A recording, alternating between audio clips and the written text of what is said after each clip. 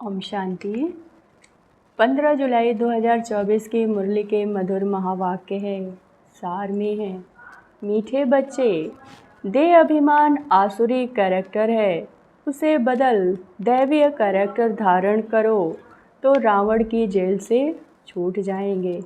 आज के मुरली से प्रश्न है, हर एक आत्मा अपने पाप कर्मों की सज़ा कैसे भोगती है, उससे बचने का साधन क्या है। आज उत्तर है, हर एक अपने पापों की सज़ा एक तो गर्भ जेल में भोगते हैं, दूसरा रावण की जेल में अनेक प्रकार के दुख उठाते हैं। बाबा आया है तुम बच्चों को इन जेलों से छुड़ाने, इनसे बचने के लिए सिविलाइज्ड बनो। ओम शांति। ड्रामा के प्लान अनुसार बाप बैठ समझाते हैं। बाप ही आकर रावण की जेल से छुड़ाते हैं, क्योंकि सब क्रिमिनल पाप आत्माएं हैं।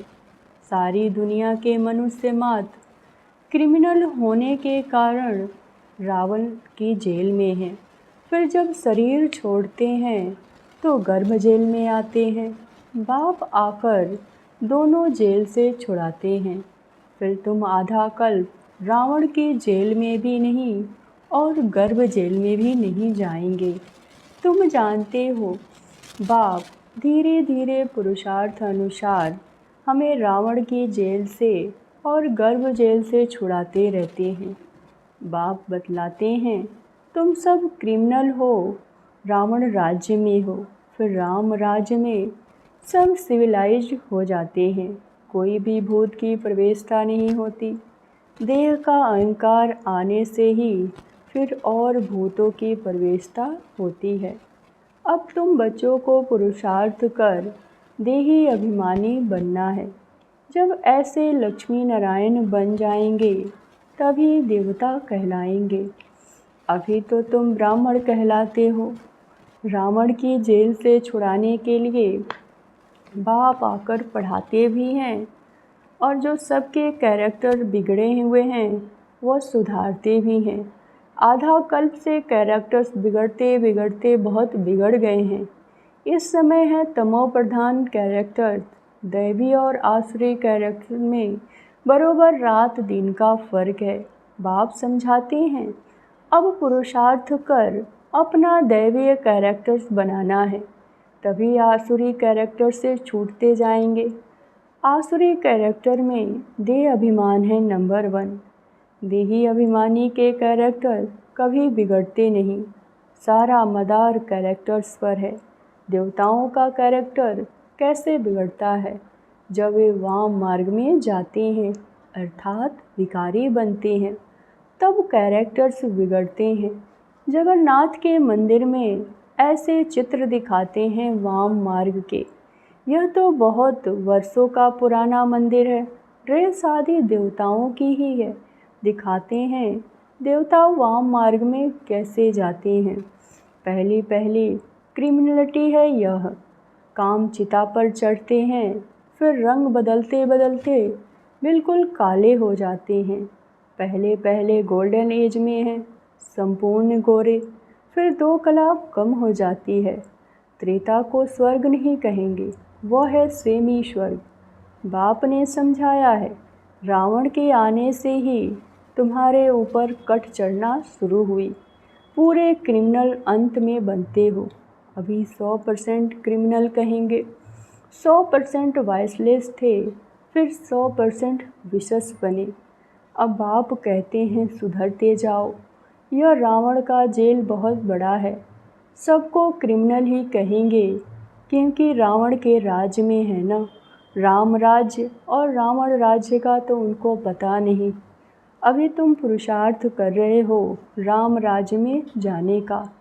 संपूर्ण तो कोई बना नहीं, कोई फर्स्ट, कोई सेकंड, कोई थर्ड में। अब बाप पढ़ाते हैं, दैवीय गुण धारण कराते हैं। देह अभिमान तो सब में है। जितना जितना तुम सर्विस में लगे रहेंगे उतना देह अभिमान कम होता जाएगा। सर्विस करने से ही देह अभिमान कम होगा। देही अभिमानी बड़ी बड़ी सर्विस करेंगे। बाबा देही अभिमानी है तो कितनी अच्छी सर्विस करते हैं। सभी को क्रिमिनल रावण की जेल से छुड़ाए सद्गति प्राप्त करा देते हैं। वहाँ फिर दोनों जेल नहीं होगी, यहाँ डबल जेल है। सतयुग में न कोर्ट है, न पाप आत्माएँ हैं, न तो रावण की जेल है, रावण की ही बेहद की जेल है। सभी 5 विकारों की रस्सियाँ में बंधे हुए हैं। अपरंपार दुख है, दिन प्रतिदिन दुख वृद्धि को पाता रहता है।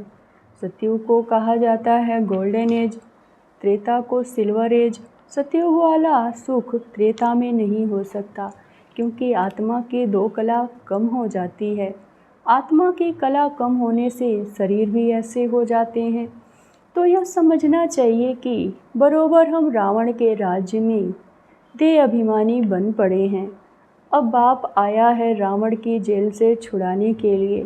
आधा कल्प देह अभिमान निकलने में देरी तो लगती है ना, बहुत मेहनत करनी पड़ती है। जल्दी में जो शरीर छोड़ गए वो फिर बड़े होकर आए कुछ ज्ञान उठा सकते हैं। जितना देरी होती जाती है फिर पुरुषार्थ तो कर न सके। कोई मरे फिर आकर पुरुषार्थ करे तो ये ऑर्गन्स बड़े हो, समझदार हो तो तब कुछ कर सके। देरी से जाने वाले तो कुछ सीख न सके। जितना सीखे उतना सीखे, इसलिए मरने से पहले पुरुषार्थ करना चाहिए। जितना हो सके इस तरफ आने की कोशिश ज़रूर करें। इस हालात में बहुत आएंगे, झाड़ वृद्धि को पाएगा। समझाने तो बहुत सहज है। बॉम्बे में बाप का परिचय देने के लिए चांस बहुत अच्छा है। यह हम सबका बाप है। बाप से वर्षा तो ज़रूर स्वर्ग को ही चाहिए, स्वर्ग का ही चाहिए। कितना सहज है, दिल अंदर गदगद होना चाहिए। यह हमको पढ़ाने वाला है, यह हमारी एम ऑब्जेक्ट है। हम पहले सदगति में थे, फिर दुर्गति में आए, अब फिर दुर्गति से सदगति में जाना है। शिव बाबा कहते हैं मामे कम याद करो तो तुम्हारे जन्म जन्मांतर के पाप कट जाएंगे। तुम बच्चे जानते हो जब द्वापर में रावण राज्य शुरू होता है तो 5 विकार रूपी रावण सर्वव्यापी हो जाता है। जहाँ विकार सर्वव्यापी है वहाँ बाप सर्वव्यापी कैसे हो सकता। सभी मनुष्य पाप आत्माएं हैं न, बाप सम्मुख है तब तो ऐसे कहते हैं। मैंने कहा ही नहीं, उल्टा समझ गए, उल्टा समझते हैं। विकारों में गिरते गिरते गालियाँ देते देते भारत का हाल यह हुआ। क्रिश्चियन लोग भी जानते हैं कि 5000 वर्ष पहले भारत स्वर्ग था, सभी सतो प्रधान थे। भारतवासी तो लाखों वर्ष कह देते हैं, क्योंकि तमो प्रधान बुद्धि बन पड़े हैं। वह फिर न इतना ऊंच बने न इतना नीच बने, वह तो समझते हैं बरोबर स्वर्ग था। बाप कहते हैं यह ठीक कहते हैं, 5000 वर्ष पहले भी तुम बच्चों को रावण की जेल से छुड़ाने आया था, अब छुड़ाने फिर आया हूँ। आधा कल्प है रामराज, आधा कल्प है रावण राज। बच्चों को चांस मिलता है तो समझाना चाहिए। बाप भी तुम बच्चों को समझाते हैं, बच्चे ऐसे ऐसे समझाओ, इतने अपरंपार दुख क्यों हुए। पहले तो अपरंपार सुख थे जब इन लक्ष्मी नारायण का राज्य था, यह सर्वगुण संपन्न थे। अब यह नॉलेज है नरसे नारायण बनने की, पढ़ाई है, इनसे दैवीय कैरेक्टर बनते हैं। इस समय रावण के राज्य में सभी के कैरेक्टर्स बिगड़े हुए हैं। सबके कैरेक्टर सुधारने वाला तो एक ही राम है। इस समय कितने धर्म, मनुष्यों की कितनी वृद्धि होती रहती है, ऐसे ही वृद्धि होती रहेगी, फिर खाना भी कहाँ मिलेगा। सतयुग में तो ऐसी बातें होती नहीं, वहाँ दुख की कोई बात ही नहीं। यह कलयुग है दुखधाम, सब विकारी हैं, वह है सुखधाम, सभी संपूर्ण निर्विकारी हैं। घड़ी घड़ी उन्हों को यह बतलाना चाहिए जो कुछ समझ जाए। बाप कहते हैं मैं पतित पावन हूँ, मुझे याद करने से तुम्हारे जन्म जन्मांतर के पाप कट जाएंगे। अब बाप कैसे कहेंगे, जरूर शरीर को धारण कर बोलेंगे ना। पतित पावन सर्व का सदगति दाता एक बाप है, जरूर वह किसी रथ में आया होगा। बाप कहते हैं मैं इस रथ में आता हूँ। जो अपने जन्मों को नहीं जानते, बाप समझाते हैं यह 84 जन्मों का खेल है। जो पहले पहले आए होंगे वही आएंगे, उनके ही बहुत जन्मों के अंत फिर कम होते जाएंगे। सबसे पहले देवताएं आए। बाबा बच्चों को भाषण करना सिखलाते हैं, ऐसे ऐसे समझाना चाहिए। अच्छी रीति याद में रहेंगे, देह अभिमान नहीं होगा तो भाषण अच्छा करेंगे। शिव बाबा देही अभिमानी है ना, कहते रहते हैं बच्चे देही अभिमानी भव, कोई विकार न रहे, अंदर में कोई शैतान न रहे। तुम्हें किसी को भी दुख नहीं देना, किसी की भी निंदा नहीं करनी। तुम बच्चों को कभी भी सुनी सुनाई बातों पर विश्वास नहीं करनी चाहिए। बाप से पूछो यह ऐसे कहते हैं क्या सत्य है, बाबा बता देंगे। नहीं तो बहुत है जो झूठी बातें बनाने में देरी नहीं करते। फलाने ने तुम्हारे लिए ऐसे ऐसे कहा, सुनाकर उनको ही खाक कर देंगे। बाबा जानते हैं ऐसे बहुत होता है, उल्टी सुल्टी बातें सुनाकर दिल को खराब कर देते हैं। इसलिए कभी भी झूठी बातें सुनकर अंदर में जलना नहीं चाहिए। पूछो फलाने ने मेरे लिए ऐसा कहा, अंदर सफाई होनी चाहिए। कई बच्चे सुनी सुनाई बातों पर भी आपस में दुश्मनी रख देते हैं। बाप मिला है तो बाप से पूछना चाहिए। ब्रह्मा बाबा पर भी बहुतों को विश्वास नहीं होता, शिव बाबा को भी भूल जाते हैं। बाप तो आए हैं सबको ऊंच बनाने, प्यार से उठाते रहते हैं। ईश्वरीय मत लेनी चाहिए। निश्चय ही नहीं होगा तो पूछेंगे नहीं तो रिस्पॉन्स भी नहीं मिलेगा। बाप जो समझाते हैं उसको धारण करना चाहिए। तुम बच्चे श्रीमत पर विश्व में शांति स्थापना करने के निमित्त बने हो। एक बाप के सिवाय और कोई भी ऊंच मत ऊंचे से ऊंचा नहीं कर सकती। ऊंचे से ऊंचा मत ही भगवान की है, जिससे मर्तबा भी कितना ऊंचा मिलता है। बाप कहते हैं अपना कल्याण कर, ऊंच पद पाओ, महारथी बनो। पढ़ेंगे ही नहीं तो क्या पद पाएंगे। यह कल्प कल्पांतर की बात है। सतयुग में दास दासियाँ भी नंबरवार होते हैं। बाप तो आए हैं ऊंचा बनाने, परंतु पढ़ते ही नहीं तो क्या पद पाएंगे। प्रजा में भी ऊंच नीच होते हैं ना, यह बुद्धि से समझाना है। मनुष्यों को पता ही नहीं पड़ता कि हम कहाँ जाते हैं, ऊपर जाते हैं या नीचे उतरते हैं। बाप आकर तुम बच्चों को समझाते हैं, कहाँ तुम गोल्डन सिल्वर एज में थे, कहाँ आयरन एज में आए हो। इस समय तो मनुष्य मनुष्य को खा लेते हैं।